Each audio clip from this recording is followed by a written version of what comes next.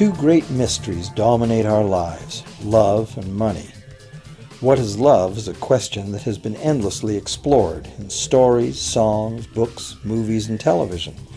But the same cannot be said about the question, what is money? It's not surprising that monetary theory hasn't inspired any blockbuster movies, but it was not even mentioned at the schools most of us attended. For most of us, the question, where does money come from, brings to mind a picture of the mint printing bills and stamping coins. Money, most of us believe, is created by the government. It's true, but only to a point. Those metal and paper symbols of value we usually think of as money are indeed produced by an agency of the federal government called the Mint.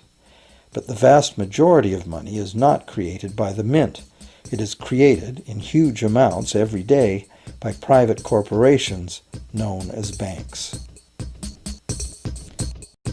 Most of us believe that banks lend out money that has been entrusted to them by depositors. Easy to picture, but not the truth. In fact, banks create the money they loan, not from the bank's own earnings, not from the money deposited, but directly from the borrower's promise to repay. The borrower's signature on the loan papers is an obligation to pay the bank the amount of the loan plus interest, or lose the house, the car, whatever asset was pledged as collateral. That's a big commitment from the borrower. What does the same signature require of the bank? The bank gets to conjure into existence the amount of the loan and just write it into the borrower's account. Sound far-fetched? Surely that can't be true. But it is.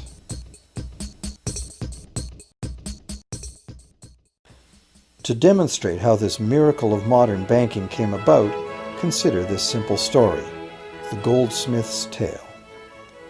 Once upon various times, pretty much anything was used as money. It just had to be portable, and enough people had to have faith that it could later be exchanged for things of real value, like food, clothing, and shelter. Shells, cocoa beans, pretty stones, even feathers have been used as money. Gold and silver were attractive, soft, and easy to work with, so some cultures became expert with these metals. Goldsmiths made trade much easier by casting coins, standardized units of these metals whose weight and purity was certified. Well, to protect his gold, the goldsmith needed a vault, and soon his fellow townsmen were knocking on his door, wanting to rent space to safeguard their own coins and valuables. Before long, the goldsmith was renting every shelf in the vault and earning a small income from his vault rental business. Years went by, and the goldsmith made an astute observation. Depositors rarely came in to remove their actual physical gold, and they never all came in at once. That was because the claim checks the goldsmith had written as receipts for the gold were being traded in the marketplace as if they were the gold itself. This paper money was far more convenient than heavy coins, and amounts could simply be written instead of laboriously counted one by one for each transaction. Meanwhile, the goldsmith had another business. He lent out his gold, charging interest. Well, as convenient claim check money came into acceptance, borrowers began asking for their loans in the form of these claim checks instead of the actual metal. As industry expanded, more and more people asked the goldsmith for loans. This gave the goldsmith an even better idea. He knew that very few of his depositors ever removed their actual gold, so the goldsmith figured he could easily get away with lending out claim checks against his depositors' gold, in addition to his own. As long as the loans were repaid, his depositors would be none the wiser and no worse off. And the goldsmith, now more banker than artisan, would make a far greater profit than he could by lending only his own gold. For years, the goldsmith secretly enjoyed a good income from the interest earned on everybody else's deposits. Now a prominent lender, he grew steadily richer than his fellow townsmen, and he flaunted it.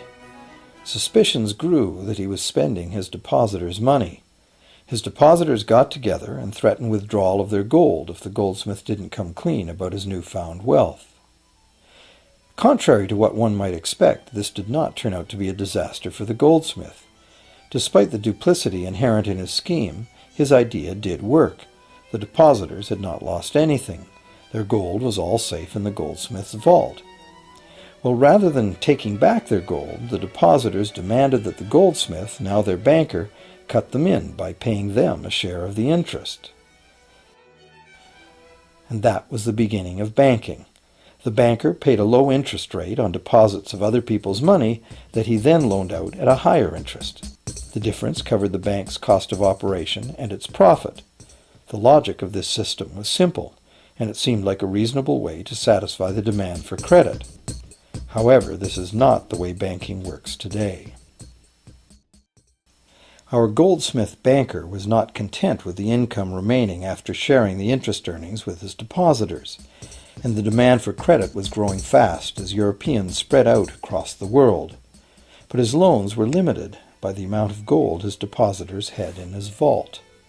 That's when he got an even bolder idea. Since no one but himself knew what was actually in his vaults, he could lend out claim checks on gold that wasn't even there. As long as all the claim check holders didn't come to the vault at the same time and demand real gold, how would anyone find out? This new scheme worked very well, and the banker became enormously wealthy on the interest paid on gold that did not exist. The idea that the banker would just create money out of nothing was too outrageous to believe, so for a long time the thought did not occur to people. But the power to just invent money went to the banker's head, as you can well imagine. In time, the magnitude of the banker's loans and his ostentatious wealth did trigger suspicions once again. Some borrowers started to demand real gold instead of paper representations. Rumors spread. Suddenly, several wealthy depositors showed up to remove their gold. The game was up. A sea of claim check holders flooded the street outside the closed doors of the bank. Alas, the banker did not have enough gold and silver to redeem all the paper he had put into their hands.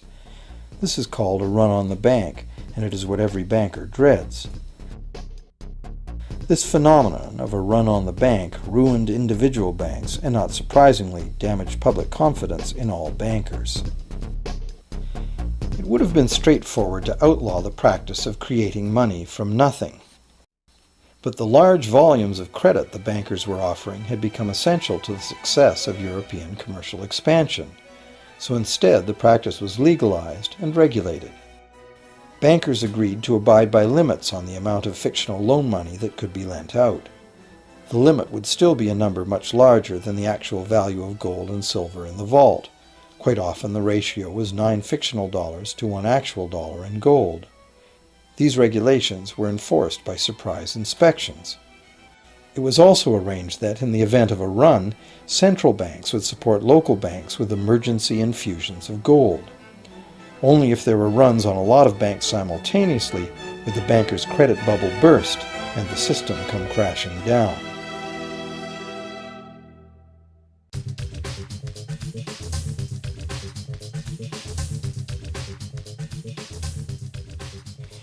Over the years, the fractional reserve system and its integrated network of banks backed by a central bank has become the dominant money system of the world.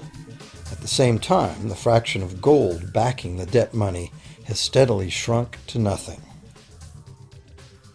The basic nature of money has changed.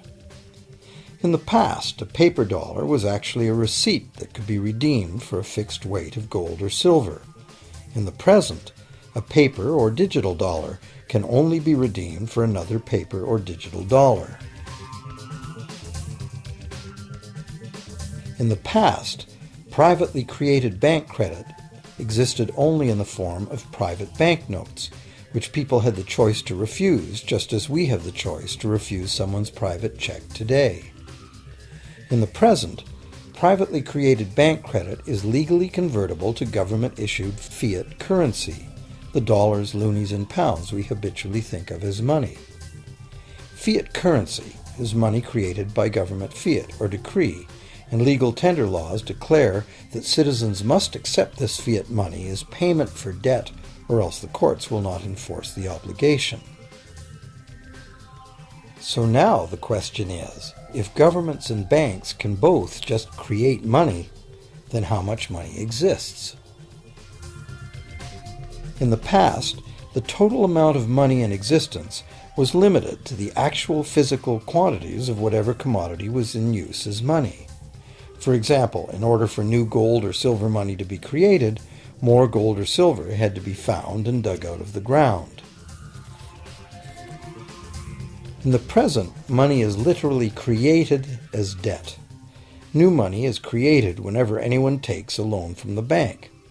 As a result, the total amount of money that can be created has only one real limit: the total level of debt.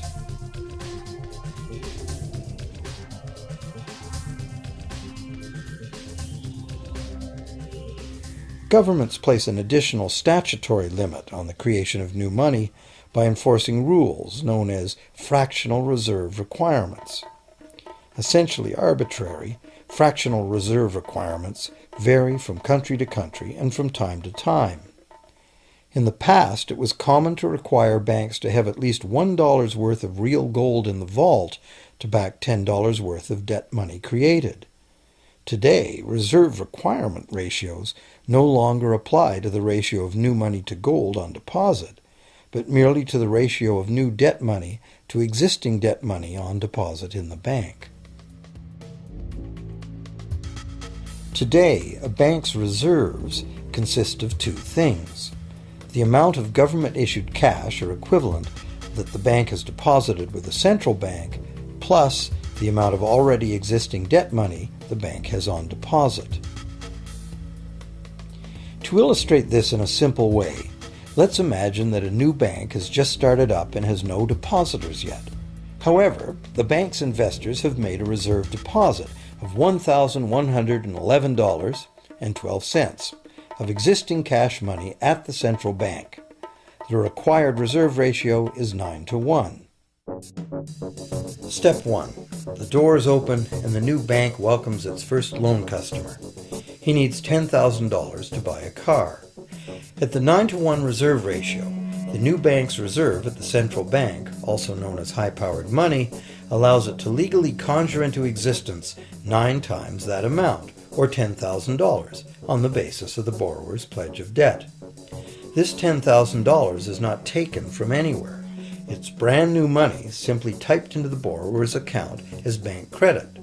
The borrower then writes a check on that bank credit to buy the used car. Step 2. The seller then deposits this newly created $10,000 at her bank. Unlike the high-powered government money deposited at the central bank, this newly created credit money cannot be multiplied by the reserve ratio. Instead, it's divided by the reserve ratio. At a ratio of 9-to-1, a new loan of $9,000 can be created on the basis of the $10,000 deposit. Step 3. If that $9,000 is then deposited by a third party at the same bank that created it or at a different one, it becomes the legal basis for a third issue of bank credit, this time for the amount of $8,100.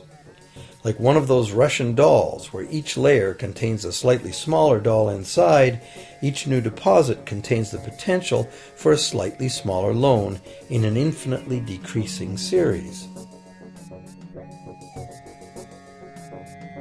Now, if the loan money created is not deposited at the bank, the process stops. That's the unpredictable part of the money creation mechanism. But more likely, at every step, the new money will be deposited at a bank, and the reserve ratio process can repeat itself over and over until almost $100,000 of brand new money has been created within the banking system. All of this new money has been created entirely from debt, and the whole process has been legally authorized by the initial reserve deposit of just $1,111.12, which is still sitting untouched at the central bank. What's more, under this ingenious system, the books of each bank in the chain must show that the bank has 10% more on deposit than it has out on loan. This gives banks a very real incentive to seek deposits in order to be able to make loans, supporting the general but misleading impression that loans come out of deposits. Now, unless all the successive loans are deposited at the same bank, It cannot be said that any one bank got to multiply its initial high-powered money reserve almost 90 times by issuing bank credit out of nothing.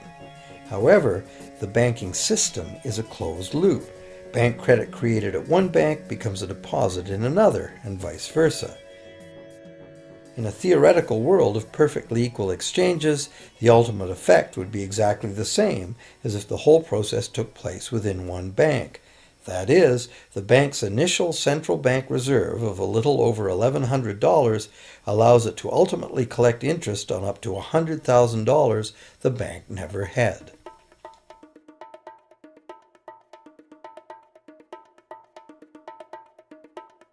If that sounds ridiculous, try this. In recent decades, as a result of steady lobbying by the banks, the requirements to make a reserve deposit at the nation's central bank have all but disappeared in some countries, and actual reserve ratios can be much higher than 9-to-1. For some types of accounts, 20-to-1 and 30-to-1 ratios are common. And even more recently, by using loan fees to raise the required reserve from the borrower, banks have now found a way to circumvent reserve requirement limitations entirely. So, while the rules are complex, the common sense reality is actually quite simple. Banks can create as much money as we can borrow.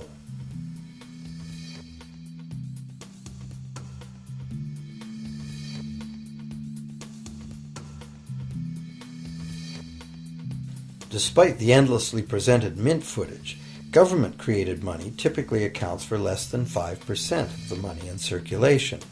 More than 95% of all money in existence today was created by someone signing a pledge of indebtedness to a bank. What's more, this bank credit money is being created and destroyed in huge amounts every day, as new loans are made and old ones repaid.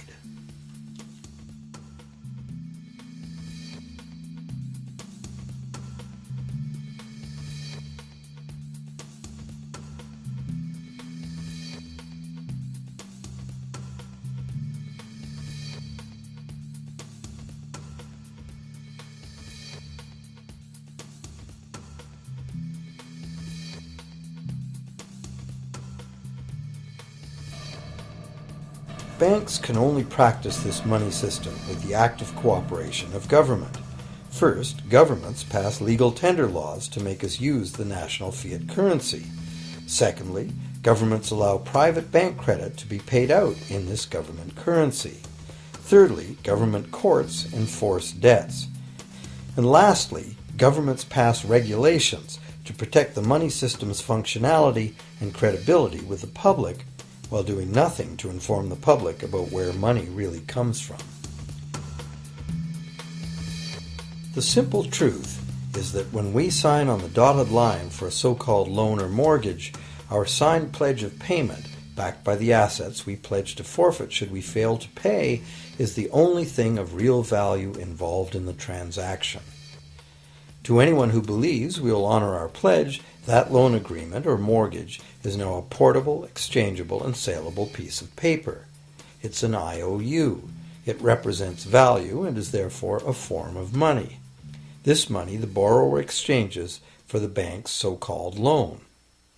Now, a loan in the real world means that the lender must have something to lend. If you need a hammer, my loaning you a promise to provide a hammer I don't have won't be of much help. But in the artificial world of money, a bank's promise to pay money it doesn't have is allowed to be passed off as money, and we accept it as such.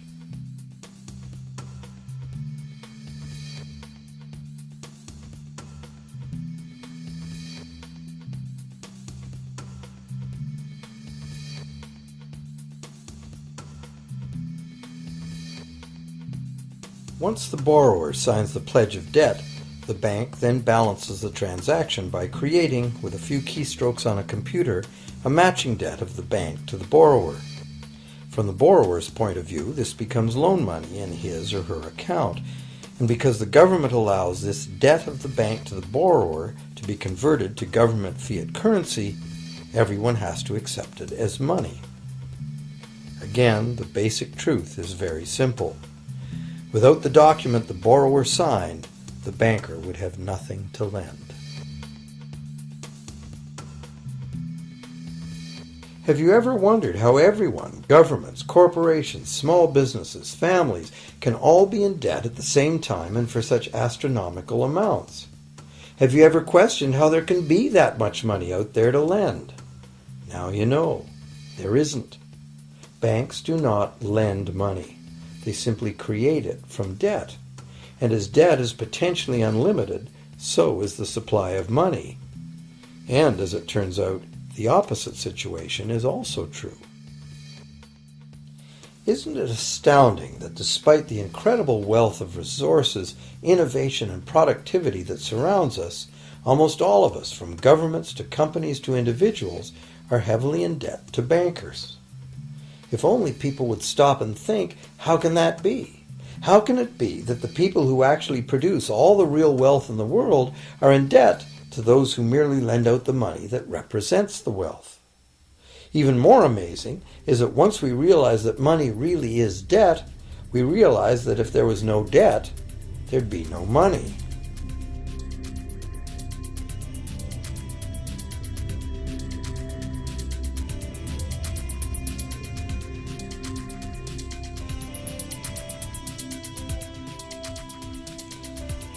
If this is news to you, you are not alone.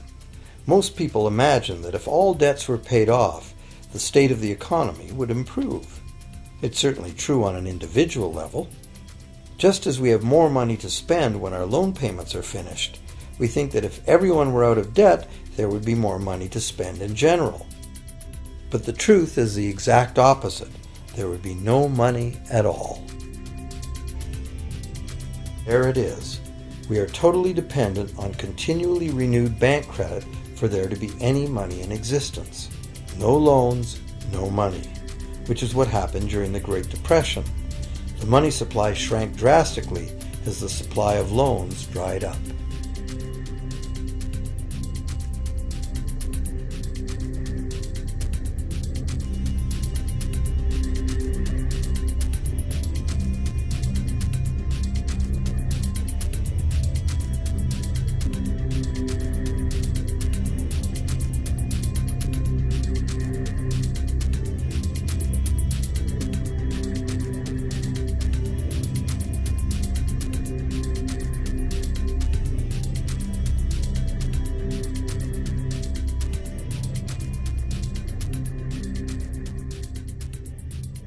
And that's not all.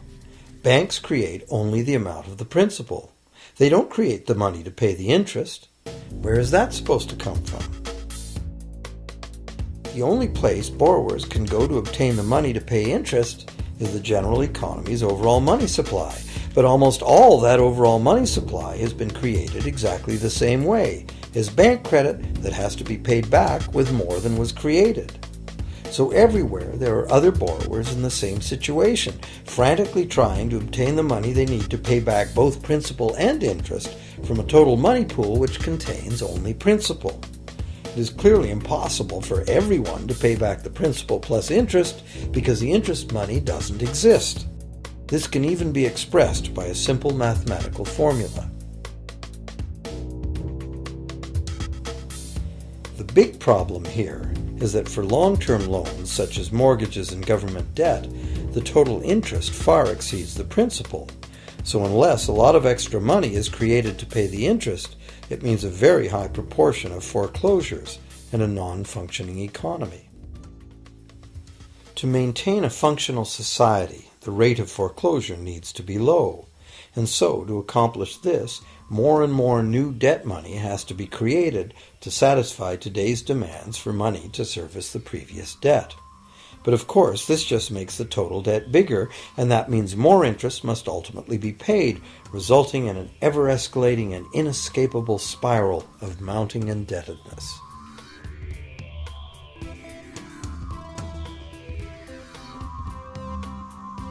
It is only the time lag between money's creation as new loans and its repayment that keeps the overall shortage of money from catching up and bankrupting the entire system.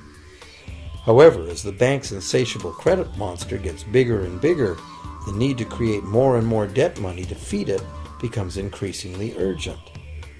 Why are interest rates so low? Why do we get unsolicited credit cards in the mail?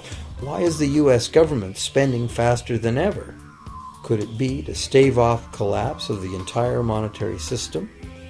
A rational person has to ask, can this really go on forever? Isn't a collapse inevitable?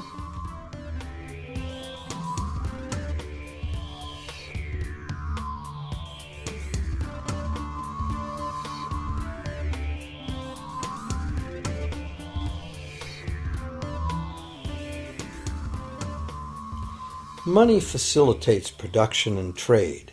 As the money supply increases, money just becomes increasingly worthless unless the volume of production and trade in the real world grows by the same amount. Add to this the realization that when we hear that the economy is growing at 3% per year, it sounds like a constant rate, but it's not.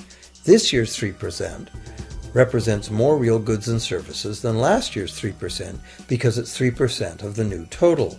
Instead of a straight line, as is naturally visualized from the words, it is really an exponential curve getting steeper and steeper.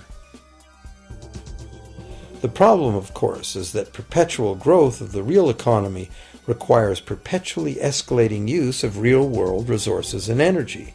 More and more stuff has to go from natural resource to garbage every year, forever, just to keep this system from collapsing.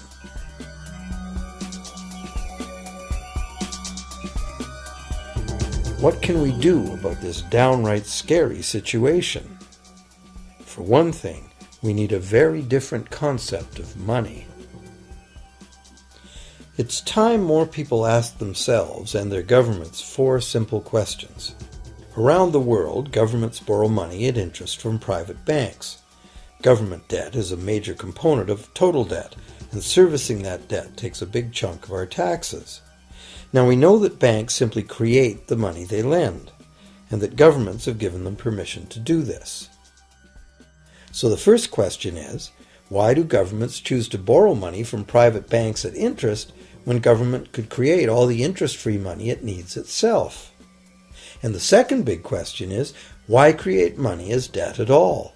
Why not create money that circulates permanently and doesn't have to be perpetually reborrowed at interest in order to exist? The third question, how can a money system that can only function with perpetually accelerating growth be used to build a sustainable economy? Isn't it logical that perpetually accelerating growth and sustainability are incompatible? And finally, what is it about our current system that makes it totally dependent on perpetual growth? What needs to be changed to allow the creation of a sustainable economy? At one time, charging any interest on a loan was called usury and was subject to severe penalties, including death. Every major religion forbade usury. Most of the arguments made against the practice were moral.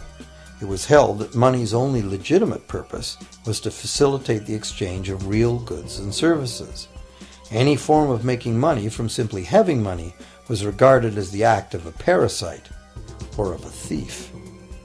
However, as the credit needs of commerce increased, the moral arguments eventually gave way to the argument that lending involves risk and loss of opportunity to the lender, and therefore attempting to make a profit from lending is justified. Today, these notions seem quaint. Today, the idea of making money from money is held as an ideal to strive for. Why work when you can get your money to work for you? However, in trying to envision a sustainable future, it's very clear that the charging of interest is both a moral and a practical problem. Imagine a society and economy that can endure for centuries because, instead of plundering its capital stores of energy, it restricts itself to present-day income. No more wood is harvested than grows in the same period. All energy is renewable, solar, gravitational, geothermal, magnetic, and whatever else we discover. This society lives within the limits of its non-renewable resources by reusing and recycling everything, and the population just replaces itself. Such a society could never function using a money system utterly dependent on perpetually accelerating growth. A stable economy would need a money supply at least capable of remaining stable without collapsing. Let's say the total volume of this stable money supply is represented by this big circle. Let's also imagine that moneylenders must actually have existing money to lend. If some people within this money supply begin systematically lending money at interest, their share of the money supply will grow. If they continually reloan at interest all the money that gets paid back, what's the inevitable result? Whether it's gold, fiat, or debt money doesn't matter. The moneylenders will end up with all the money. And after the foreclosures and bankruptcies are all filed, they'll get all the real property too. Only if the proceeds of lending at interest were evenly distributed among the population would this central problem be solved. Heavy taxation of bank profits might accomplish this goal, but then why would banks want to be in business? If we were ever able to free ourselves of the current situation, we could imagine banking run as a non-profit service to society, dispersing its interest earnings as a universal citizen dividend, or lending without charging interest at all.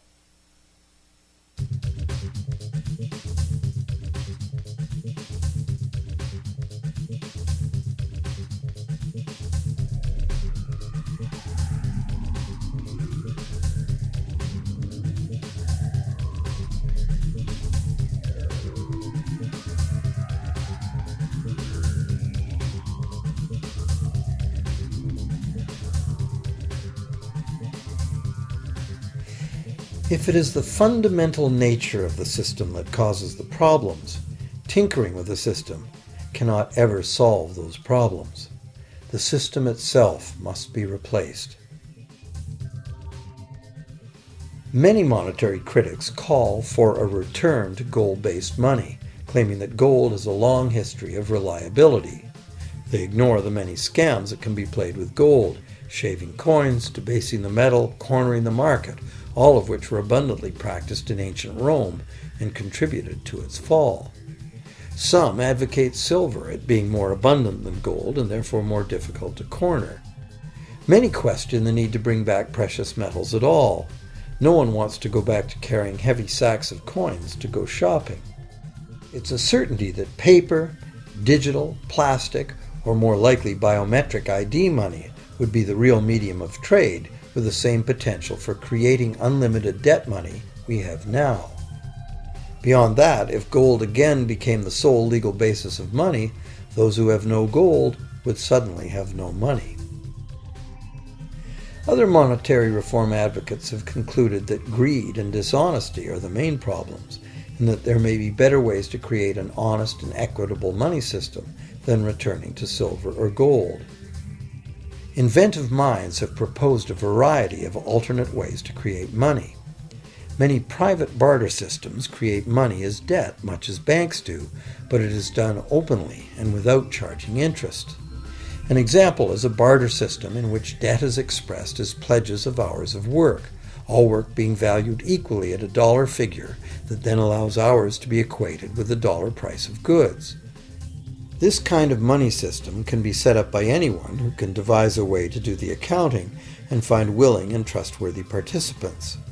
Setting up a local barter money system, even if it were little used now, would be prudent emergency planning for any community. Monetary reform, like electoral reform, is a big topic, and one that requires a willingness to change and to think outside the box. Monetary reform, again, like electoral reform, will not come easily, because the enormously powerful interests that benefit from the existing system will do their utmost to maintain their advantage. Now that we've seen that money is just an idea, and that in reality money can be whatever we make it, here's one very simple alternative monetary concept to consider. This model is based on systems that have worked in the past, in England and America, systems that were undermined and destroyed by the goldsmith bankers and their fractional reserve system.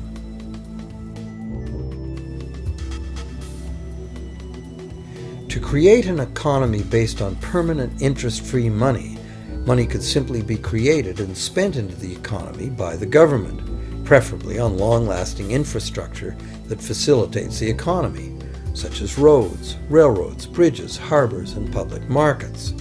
This money would not be created as debt, it would be created as value, that value being in the form of whatever it was spent on. If this new money facilitated a proportional increase in trade requiring its use, it would cause no inflation whatsoever. If government spending did cause inflation, there would be two courses of action available. Inflation is equivalent in effect to a flat tax on money. Whether the money goes down in value 20% or the government takes 20% of our money away from us, the effect on our buying power is the same. Viewed this way, inflation in place of taxation might be politically acceptable if well spent and kept within limits. Or government could choose to counter inflation by collecting tax monies that it then takes out of use, thus reducing the money supply and restoring its value.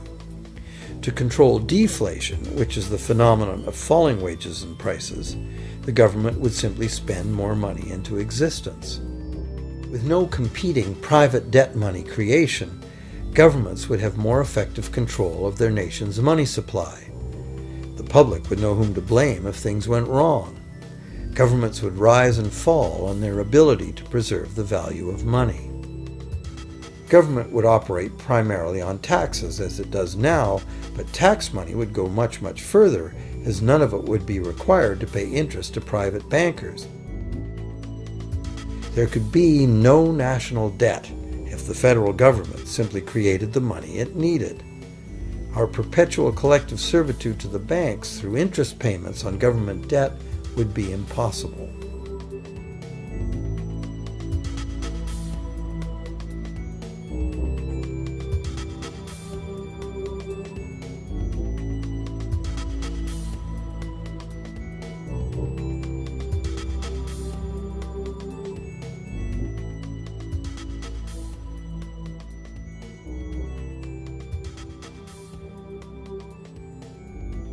What we have been taught to believe is democracy and freedom has become in reality an ingenious and invisible form of economic dictatorship.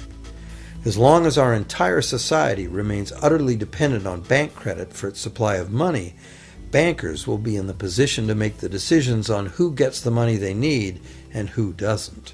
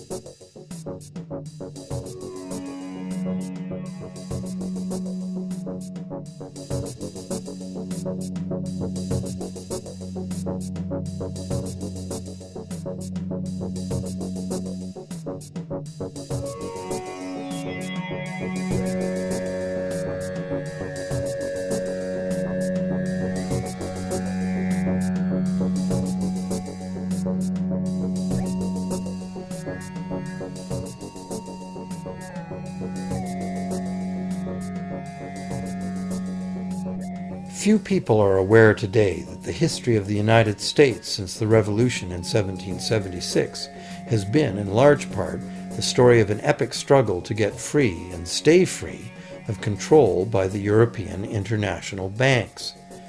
This struggle was finally lost in 1913 when President Woodrow Wilson signed into effect the Federal Reserve Act, putting the international banking cartel in charge of creating America's money.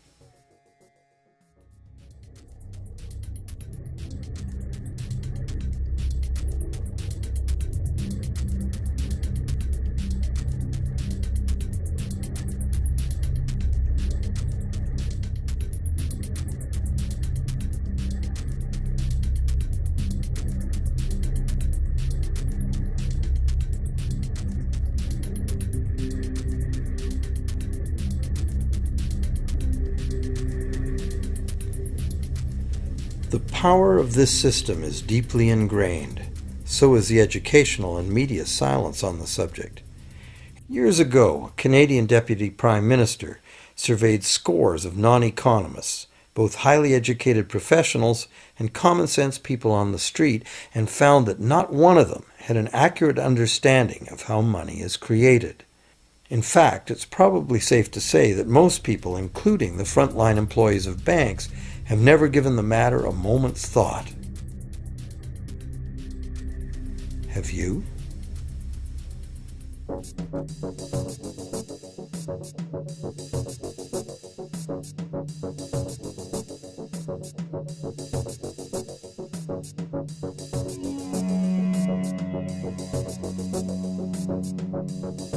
The modern money-as-debt system was born a little over 300 years ago, when the first Bank of England was set up with a royal charter for fractional lending of gold receipts at a modest ratio of 2 to 1.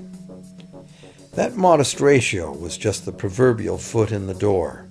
The system is now worldwide, creates virtually unlimited amounts of money out of thin air, and has almost everyone on the planet chained to a perpetually growing debt that can never be paid off.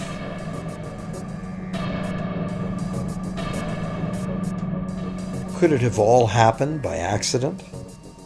Or is it a conspiracy? Obviously, something very big is at stake here.